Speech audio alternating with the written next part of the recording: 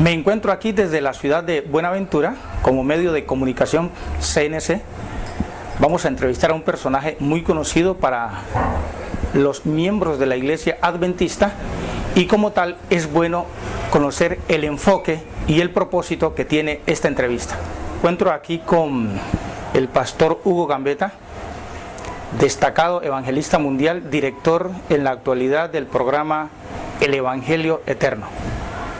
Pastor Gambetta, tengo una pregunta a la cual no me puedo sustraer y que corresponde a un asunto muy delicado debido a que se tuvo conocimiento de unos desvíos de fondos, de visas de algunos obreros allá en los Estados Unidos. ¿Qué me puede decir usted sobre esto? Agradezco la oportunidad de poder aclarar ciertos asuntos que han circulado. Con respecto al tema de las visas, en primer lugar, quiero decirles que actualmente yo dirijo el ministerio El Evangelio Eterno, que es un ministerio internacional evangelístico de radio, televisión, proclamando el mensaje de los tres ángeles. Nuestro ministerio fue establecido en el año 1990 en Los Ángeles, California. Acabamos de celebrar el 20 aniversario. En toda nuestra existencia, en 20 años, nunca hemos hecho ninguna visa, en absoluto, ni hemos estado envueltos en eso. Nuestro ministerio es evangelístico. Mientras yo estuve de obrero en la organización adventista, en la iglesia adventista, los últimos años estuve de vicepresidente de la Asociación Regional del Lago. La asociación me nombró encargado de asuntos migratorios por un voto de la Junta de la Asociación, y estando en esa posición me tocó tramitar visas de carácter religioso para los que venían a trabajar a nuestra asociación. Nuestra asociación de la Regional del Lago, en la cual todavía tengo membresía, es una asociación en la cual se manejan muchos ministerios de distintos idiomas, de habla francesa, de habla portuguesa, hispanos, etcétera.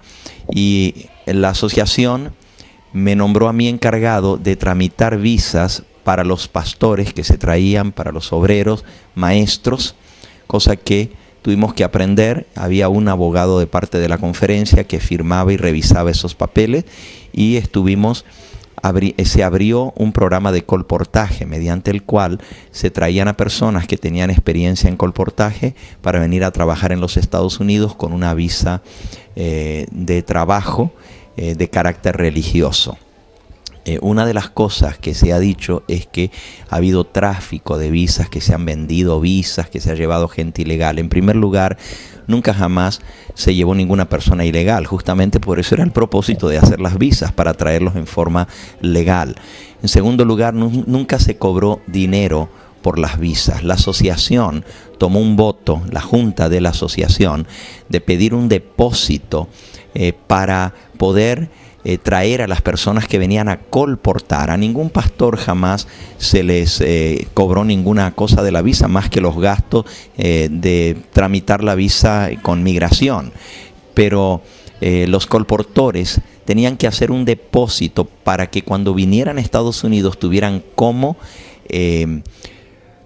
comprar material, porque el colportaje se necesita comprar los prospectos, se necesita comprar los libros que se van a vender, y muchos venían del extranjero sin nada y no podían colportar al no tener el dinero. Eso fue lo que se pedía, y eso se depositaba con la asociación, y al llegar la asociación les honraba ese depósito dándoles materiales. Actualmente ese programa de colportaje se canceló porque la asociación llegó a la conclusión de que muchos que venían no tenían realmente el deseo de colportar, sino de utilizar eso como un medio, un trampolín para entrar a Estados Unidos. Y eso nos pasó con muchos que venían de colportar o supuestamente a colportar, pero nomás estaban un tiempito, o algunos ni siquiera se presentaban. Una de las cosas que se dieron con este tema es que un pastor colombiano pastor graduado aquí en la Universidad Adventista en Colombia, que fue a trabajar con nosotros, fue empleado por la asociación, pero él decidió que quería traer algunas personas de su familia y otros tramitándoles la visa. Él falsificó documentos, falsificó la firma de este servidor que era el encargado de... El pastor Jorge González.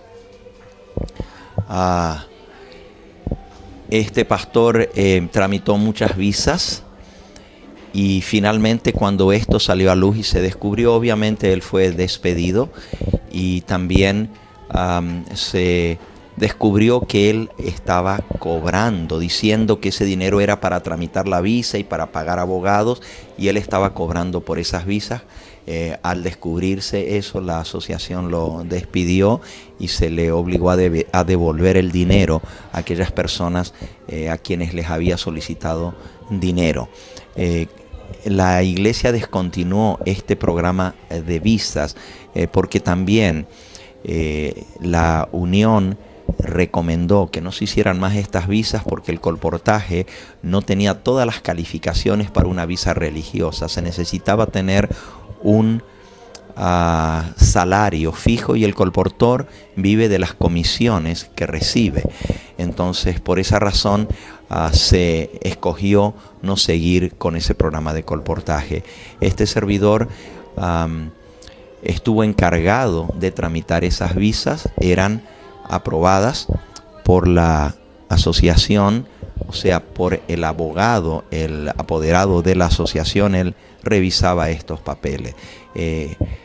No sé si eso responde a la interrogante o qué otras cosas han dicho. No puedo responder si no sé cuáles son las cosas que me achacan o me preguntan, pero eso es lo que yo he escuchado que dicen con respecto al tema de las visas. Realmente, si fuera cierto que este servidor cometió algún fraude migratorio, este tema de migración es muy delicado en los Estados Unidos y pues obviamente no estaría yo entrando y saliendo del país si tuviera alguna acusación contra mí de parte del asunto migratorio, porque los Estados Unidos investigan y toman medidas con respecto a esto y tengo plena libertad de entrar y salir del país. Nunca he sido investigado sobre este tema, jamás nadie del Departamento de Migración ni de ningún otro organismo judicial de los Estados Unidos me ha investigado en ninguno de estos aspectos. Tengo otro interrogante. ¿Cómo está usted con la Iglesia Adventista en la actualidad? ¿Es miembro activo o es disidente? ¿Qué cosa es la disidencia? No, la separación de la iglesia. Yo soy miembro de la iglesia adventista, me crié en la iglesia adventista, nací, mi padre era pastor adventista, soy adventista de tercera generación, trabajé 34 años para la organización y no promuevo ni apoyo ningún grupo disidente. Predico el mensaje adventista, la doctrina adventista, y creo que la iglesia adventista es la iglesia del Señor, que está en una situación difícil de apostasía, que hemos sido infiltrados, que se han rebajado las normas. Todas estas son cosas ciertas, pero aún así Dios no tiene otra iglesia que Él reconoce como su pueblo escogido, sino la iglesia adventista, y separarnos y formar una organización aparte de la iglesia adventista sería violar las normas y atentar contra la unidad del pueblo de Dios. Mi membresía actualmente está en la iglesia de Betel número 2 en Grand Rapids, Michigan. Nosotros vivimos más de 15 años en esa zona y mi membresía se mantiene allá. Nuestro ministerio, que es un ministerio de sostén propio, como ya les mencioné, radial y televisivo, trasladó hace un año su sede a la ciudad de Los Ángeles, California, y no he aceptado ningún cargo en mi iglesia local porque no estoy allí la mayor parte del tiempo. Vivo viajando por distintas partes y dando campañas evangelísticas, así que no tengo ningún cargo actualmente. Última pregunta.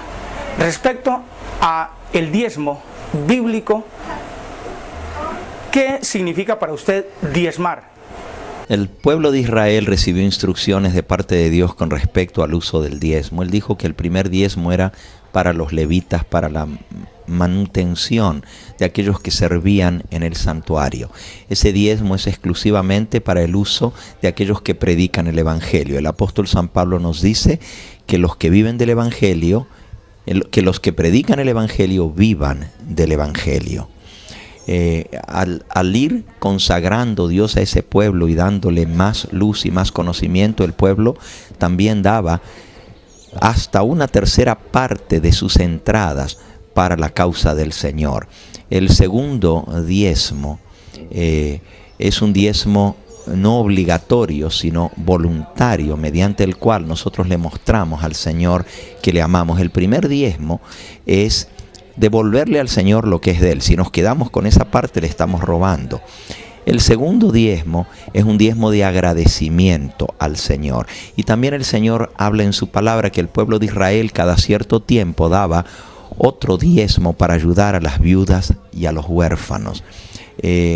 Haríamos muy bien en seguir el consejo del Señor con respecto a esto. Hay una pregunta que la formuló el pastor, que explique algo sobre la apostasía en la orilla del Jordán. ¿Cómo aplica en este tiempo esa profecía y cómo lo aplica a su vida? Bueno, yo tengo una serie de temas que se llaman la comparación entre el pueblo de Israel de antaño y el pueblo de Israel moderno. La mensajera del Señor nos dice que como pueblo estamos repitiendo la historia del pueblo de Israel. Nosotros fuimos sacados de Babilonia como Dios sacó a su pueblo de Egipto. Y estamos en el desierto, en peregrinación hacia la Canaán celestial. Todos comprendemos esta comparación. La Iglesia Adventista ha repetido la historia del pueblo de Israel en muchos aspectos. Y uno de ellos ha sido la apostasía al pie del monte Sinaí, y luego la apostasía junto al Jordán es la última. En 1888 Dios mandó un mensaje a la Iglesia Adventista que en gran medida fue rechazado. Y por eso todavía estamos dando vuelta en el desierto. La última apostasía que se da con el pueblo antes de la venida del Señor, Elena de White le llama la apostasía omega, y en el libro Patriarcas y Profetas se le llama apostasía junto al Jordán. Ese es el último episodio que va a ayudar a purificar la iglesia de Dios, porque van a quedar solamente el remanente que entre en la Canaán celestial. Estamos viviendo en ese momento de apostasía.